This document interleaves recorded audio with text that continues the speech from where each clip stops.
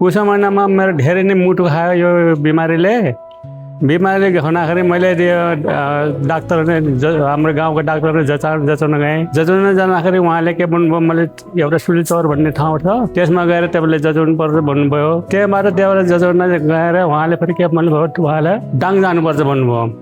डाङमा गएँ, उहाँ जचाउन जाँदाखेरि के भन्नुभयो, उहाँले अपरेसन गर्न 1 महिना लाग्छ भन्नुभयो। 1 महिनासम्म मैले वेट गरेर मैले परेशानी भयो। त्यहाँ बसौँ त मेरो यहाँ कोही चिनो जानु थिएन, कसको यहाँ होटलमा बस्ने मलाई आर्थिक कमी थियो। त्यस कारणले गर्दा मैले धेरै उहाँहरू नरो उसको भएर गाउँ फर्केँ। गाउँ फर्केर फेरि मैले सोचेँ के हो यो यस्तो म मर्छु, बुढो तलब मेरो छोरी छ, उहाँ गएर म इलाज गराउँछु भनेर म यहाँ पोखरा आएँ। पोखरा आएर म छोरी बस्दाखेरि छोरीले यहाँ तपाईँको यो मैनपाल हस्पिटलमा भर्ना गर्न लिएर आयो।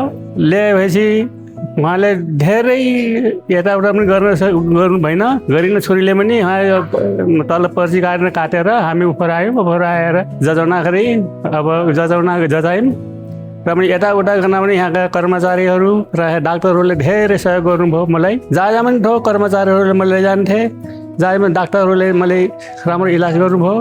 म उहाँहरूलाई म धन्यवाद दिन्छु। जहाँसम्म मैले यसै डाक्टरहरू अब रोल्पा जिल्लामा पनि होस् भन्ने मलाई आशा छ।